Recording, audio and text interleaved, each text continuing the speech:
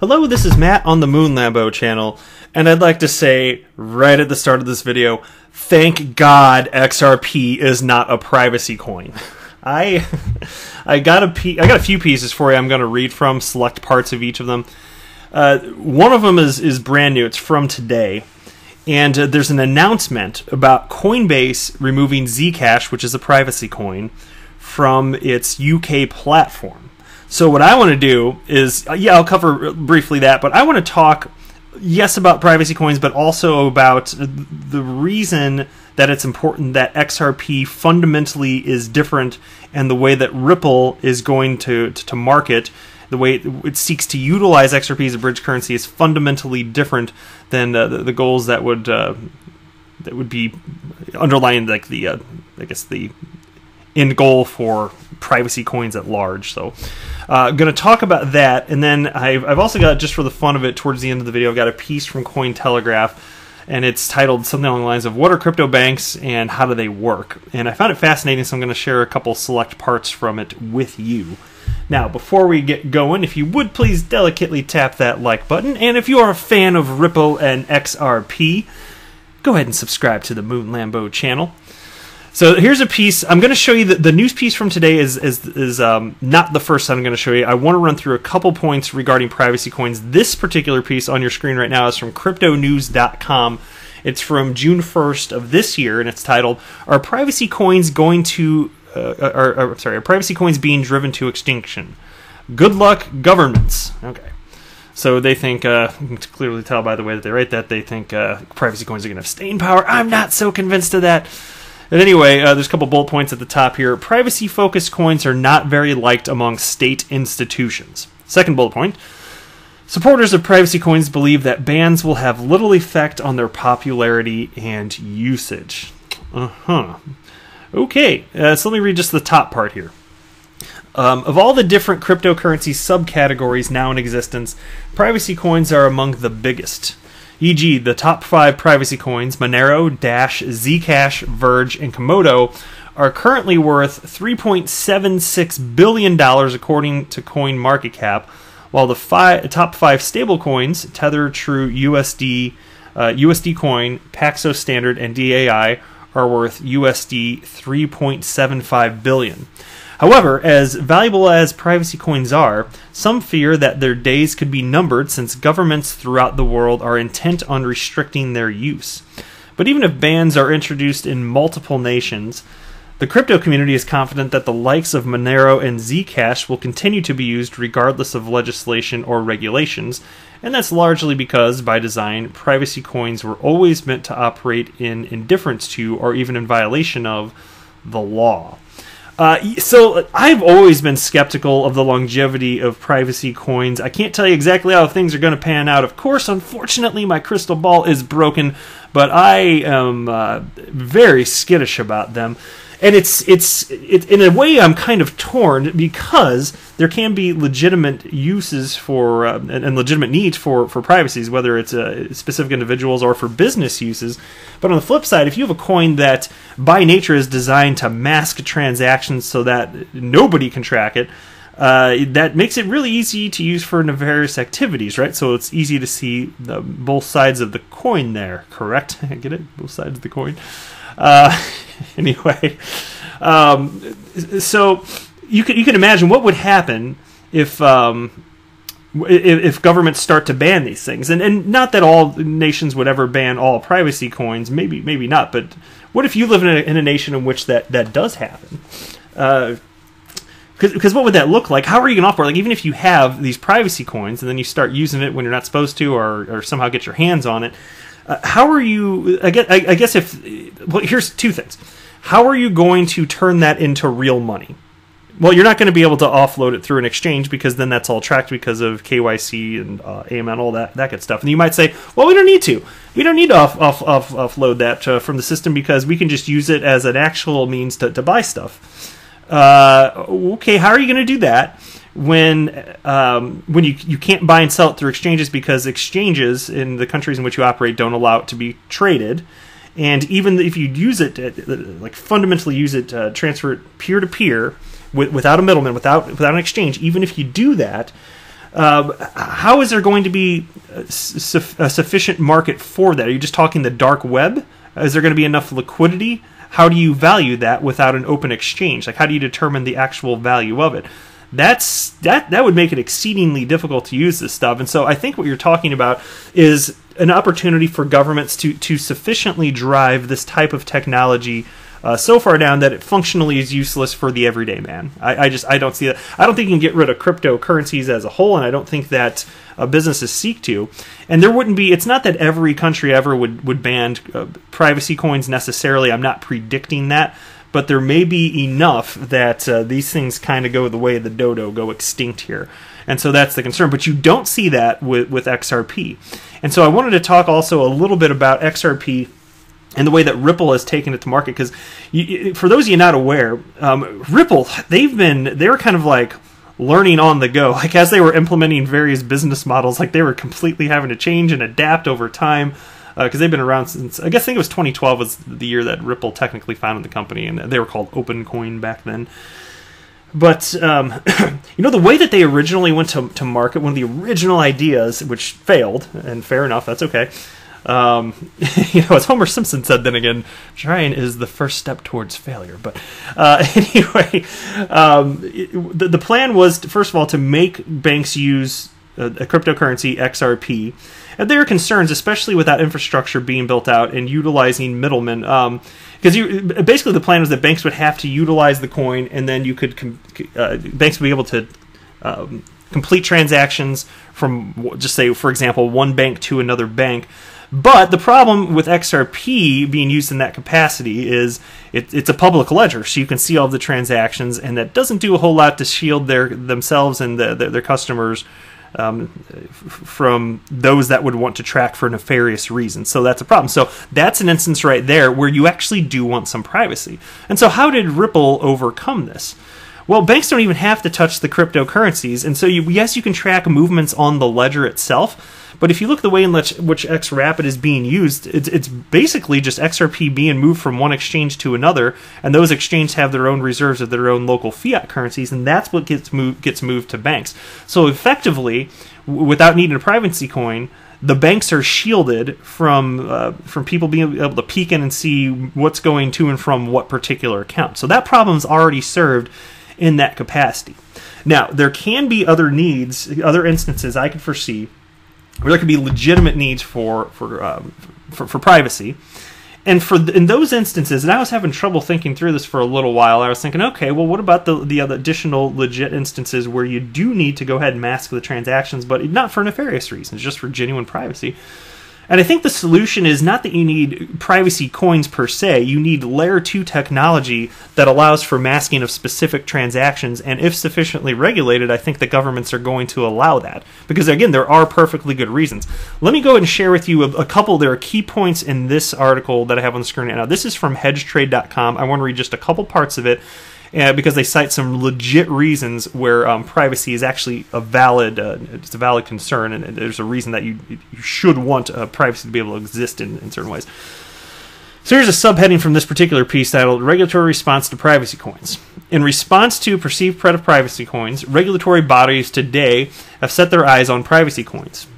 Crime units like the Financial Crimes Enforcement Network, FinCEN, view cryptocurrencies and privacy coins in particular to be a threat. It's a logical viewpoint because they are the ones who must monitor and deal with suspicious monetary activities, such as getting around imposed economic sanctions. They feel the use of privacy coins could take sanctions off the table as a tool in deterring perceived terrorist organizations and hostile countries. These countries may now use privacy coins and maintain complete anonymity. Historically, the United States has imposed severe economic sanctions in Iran from 1979 to 2015, and North Korea from 1994 to present. Through to this day, both nations are considered problem areas for America. Governments fault privacy coins for weakening Western diplomatic efforts and thereby escalating conflicts with global hotspots, but many citizens might look at it differently. Do sanctions truly advance diplomatic efforts in volatile regions? Some would even argue that sanctions have worsened relations. So there's crackdowns coming. Let me scroll to the bottom here, though, and show you the other side of this. And I think this is fair. And this subheading is titled "Privacy Coins Solve Problems."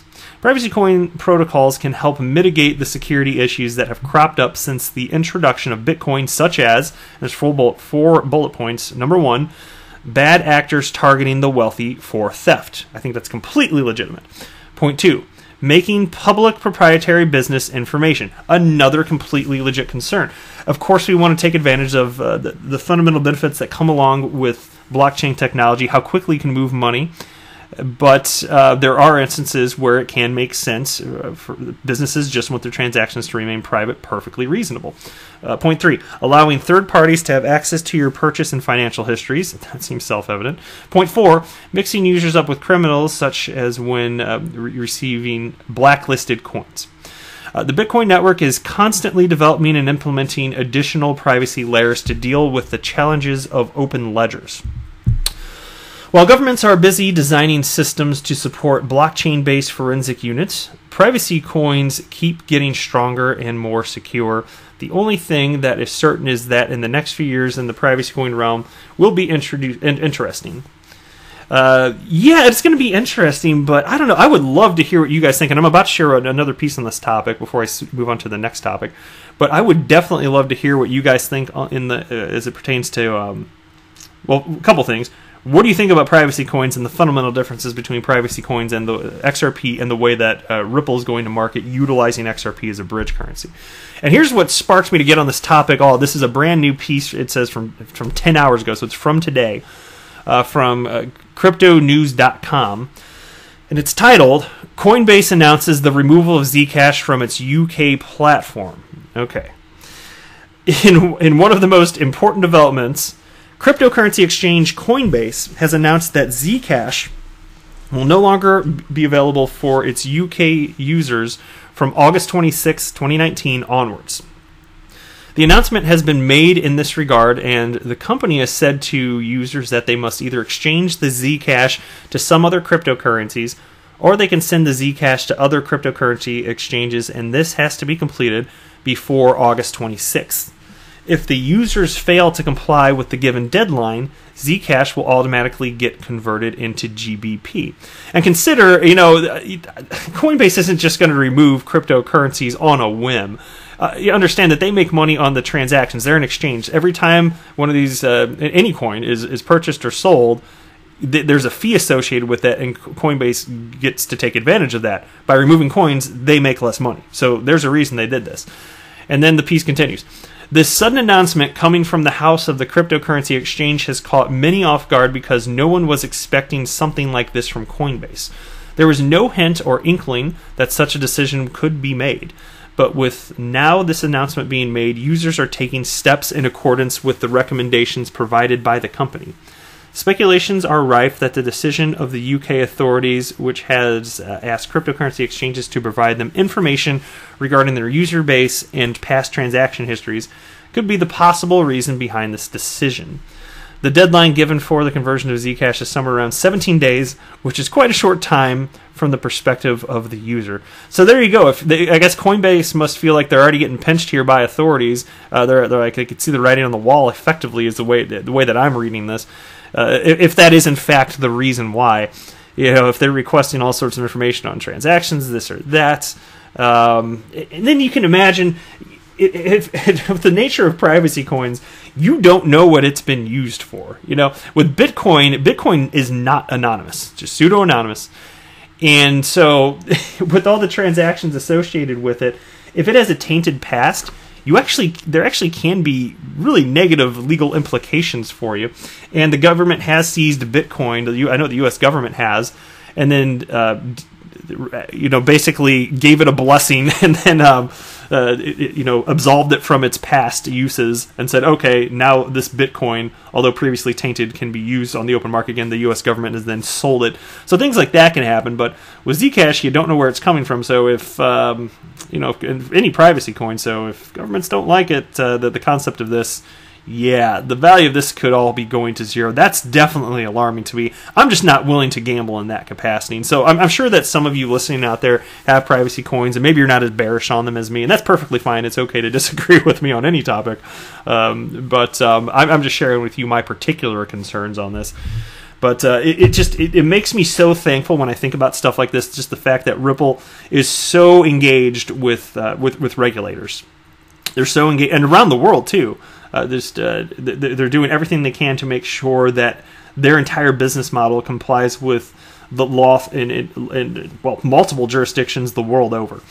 And given that XRP, it is a public ledger, I don't have any concerns big picture. I just don't believe with the genuine utility that is associated with cryptocurrencies, and specifically XRP, I don't think that something like that's ever going to be banned. It just doesn't make any damn sense to me. So I feel safe there, but these privacy coins, nope, they scare me too much. I am really not interested in them.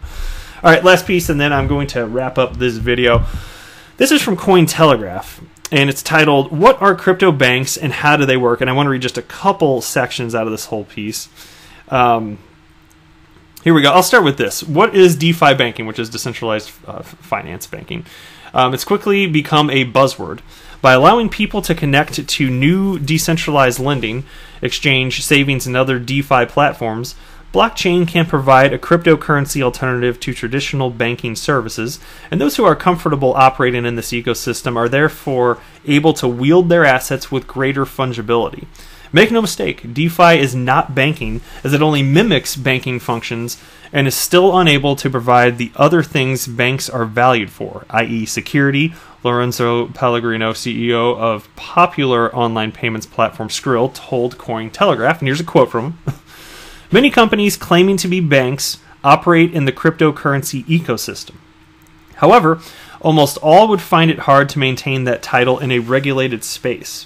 They use this terminology as it implies a level of safety and regulation found in the wider financial world, something that will most likely be missing from their product.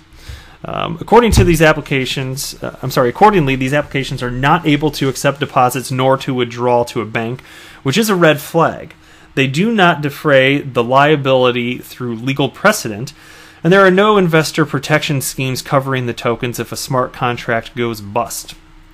As mere footnotes to regulations that have yet to fully materialize, cryptocurrency banks, in the truest sense, are few and far between.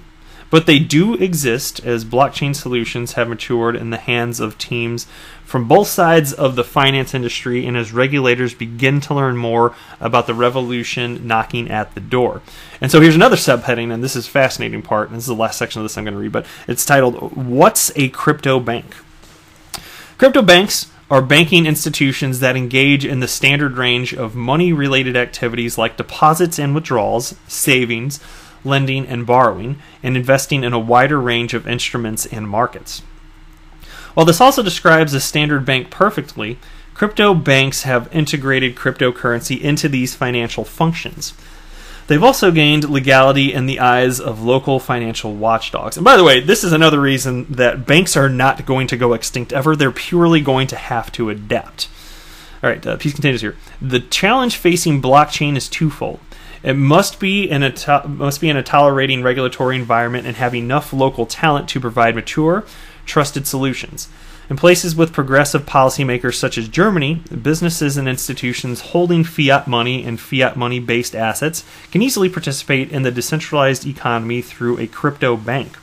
These kinds of crypto banks, such as Bitwala and Spot9, are essentially the skeleton of what will one day be a bridge between the segregated fiat and crypto economies, which is only now beginning to emerge.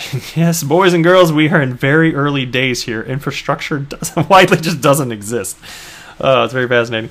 And then the piece continues, regulated by Germany's Federal Financial Supervisory Authority, but wallet deposits are insured by the German Deposit Guarantee Scheme up to 100,000 euros, which is about $113,000, just as they are for other banks regulated in Germany.